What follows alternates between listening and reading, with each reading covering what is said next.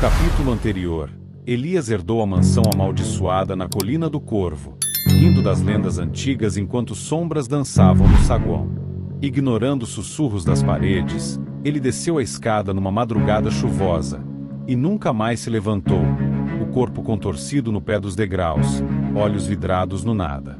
Agora, Clara, sua herdeira, pisa na casa com o sol poente tingindo as janelas de sangue, arrastando malas cheias de sonhos de recomeço. Mas e se os espelhos ali refletirem mais do que rostos cansados?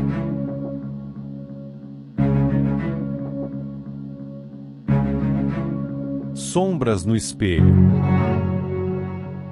Clara chegou à mansão com o sol poente tingindo as janelas de sangue, arrastando malas cheias de sonhos de recomeço. Vou transformar isso num lar de verdade, prometeu a si mesma, varrendo poeira que parecia se acumular sozinha. Mas à noite, os espelhos do corredor refletiam não seu rosto cansado, e sim o de Elias, piscando devagar como quem aprova uma piada cruel. Ela culpou o vinho, mas acordou suando frio, com marcas de mãos frias no pescoço. Vizinhos cochichavam, a casa escolhe seus donos, e os devora devagarzinho.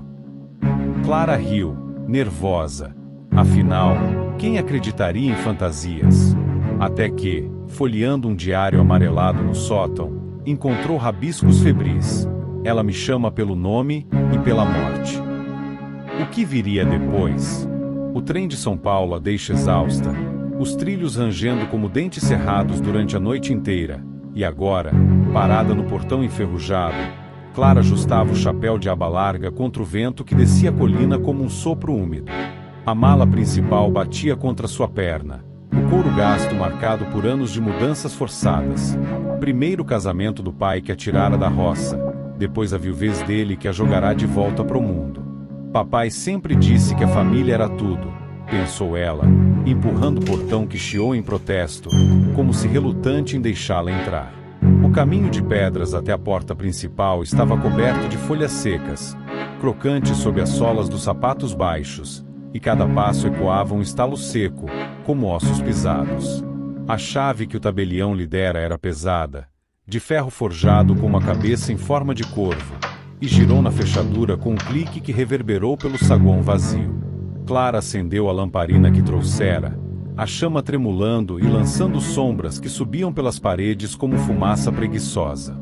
O ar ali dentro era espesso, carregado de um cheiro de madeira úmida e algo floral, murchado, como buquês esquecidos em gavetas. Ela largou as malas no chão, o baque abafado pelo tapete oriental, e rodou pela casa com passos leves, abrindo portas que rangem como velhas juntas.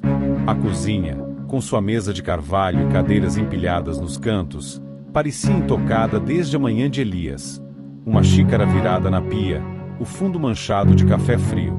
Vou começar por aqui amanhã, murmurou, pegando a vassoura encostada na parede, as cerdas duras varrendo montes de poeira que se erguiam em nuvens cinzentas, dançando na luz da lamparina antes de assentarem de novo, como se recusassem a limpeza. O sol já se punha quando ela subiu para o primeiro andar, o corrimão da escada ainda marcado por uma faixa escura onde o corpo do pai rolou. A polícia disse que era sangue, mas a chuva lavava tudo, deixando só um polimento irregular na madeira. Clara evitou tocar ali, optando por se apoiar na parede, o papel de parede com motivos de era desbotados roçando sua palma como pele enrugada. O quarto que escolhera era o menor, no fim do corredor, com uma cama de ferro e um guarda-roupa de mogno que rangeu ao ser aberto, revelando lençóis dobrados com um cheiro de lavanda seca. Ela desfez as malas devagar, pendurando vestidos em ganchos enferrujados e alinhando sapatos no assoalho, que flexionavam levemente sob o peso, como se a casa respirasse. É só uma casa velha.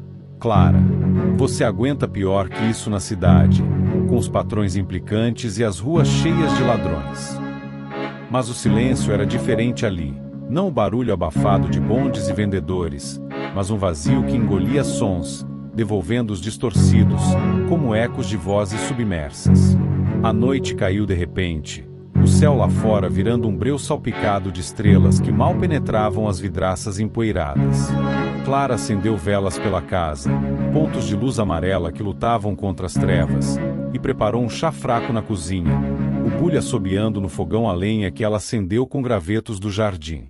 Sentada à mesa, folheava um jornal amassado que o tabelião deixou, notícias de enchentes no sul e um roubo de joias em Belo Horizonte, mas as letras dançavam na página, borradas pela fadiga. Um gole de vinho não faz mal, decidiu, abrindo uma garrafa que achará na adega. Um tinto espesso, de rótulo desbotado, que desceu pela garganta como mel queimado. O calor se espalhou pelo peito, afrouxando os ombros tensos, e ela subiu pro quarto rindo baixinho de si mesma, tropeçando levemente no último degrau. O corredor do primeiro andar era um túnel de espelhos, herança de algum dono vaidoso, molduras douradas rachadas penduradas em intervalos regulares, refletindo a luz das velas em multiplicações infinitas. Clara parou diante do primeiro, ajeitando o cabelo castanho que caíra sobre os olhos, o rosto oval no vidro parecendo mais magro do que lembrava, olheiras fundas como sulcos em terra seca. Você tá bem, garota. Amanhã manda uma carta para a prima Emília, pede uns móveis emprestados.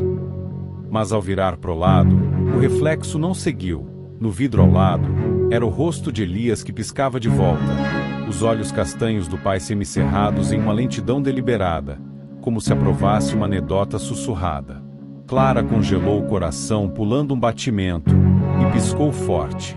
O vinho, claro, o vinho e a luz fraca. Ela estendeu a mão pro espelho, o vidro frio sob os dedos, e o reflexo dela voltou, normal, só o dela. Boba, resmungou, soprando a vela mais próxima e prosseguindo pro quarto, o chão rangendo atrás como passos hesitantes. Deitada na cama, com o dossel de musselina rasgada balançando ao vento que entrava pela janela entreaberta, Clara rolou pro lado, o colchão afundando como uma rede velha. O vinho pesava nas pálpebras, e o sono veio em ondas, interrompido por sonhos fragmentados. O pai acenando da escada, a mão estendida, mas os dedos alongados como galhos secos. Ela acordou de supetão no meio da noite, o lençol encharcado de suor, a respiração ofegante enchendo o quarto. O ar estava gelado, um frio que subia do assoalho como o vapor de um poço, e ao tocar o pescoço, sentiu as marcas, impressões vermelhas, como dedos de mãos grandes apertando a carne, frias ao toque, latejando devagar. Um pesadelo, só isso, disse em voz alta, acendendo fósforo com mãos trêmulas, a chama iluminando o quarto vazio. Nada. Só o espelho no canto, refletindo a cama e o contorno dela, imóvel. Na manhã seguinte, o sol entrava de frestas pelas cortinas, pintando faixas douradas no chão, e Clara desceu para a cozinha com determinação, o chá forte na caneca fumegante. Mas o sono ruim deixou um resíduo, uma coceira na nuca que a fazia girar a cabeça a cada barulho.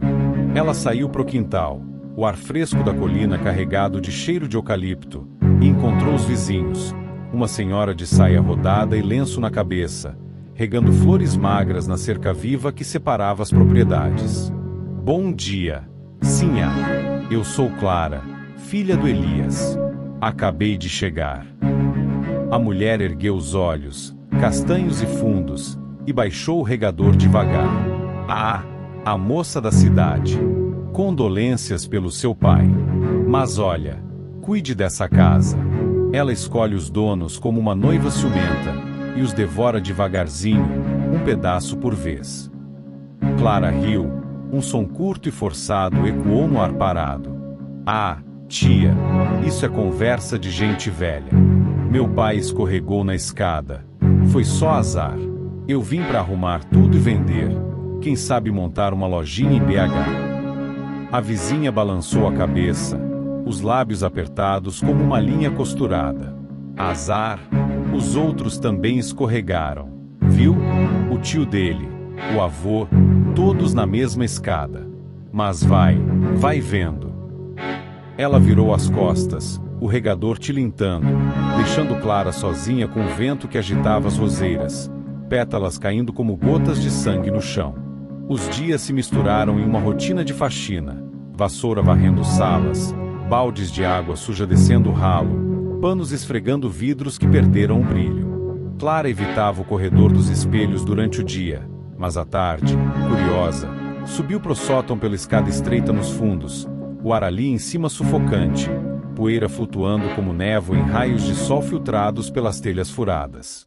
Caixas de madeira apodreciam nos cantos, cheias de roupas engomadas e pratos rachados, e no meio, uma escrivaninha tosca com gavetas emperradas. Ela forçou uma madeira gemendo, e um diário amarelado escorregou pro chão, capa de couro rachado como pele velha. As páginas eram finas, tinta marrom desbotada, e Clara sentou num caixote, virando folhas com cuidado. Entradas datadas de meses antes, contas pagas, sementes compradas pro jardim, mas depois, os rabiscos febris, a letra do pai tremendo como folhas ao vento. Noite passada, ouvi meu nome no escuro.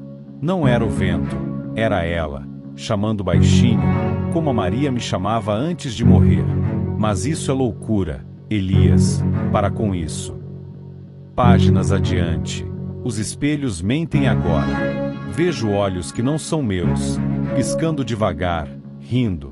Ela me chama pelo nome e pela morte. Se eu cair, que Deus me perdoe.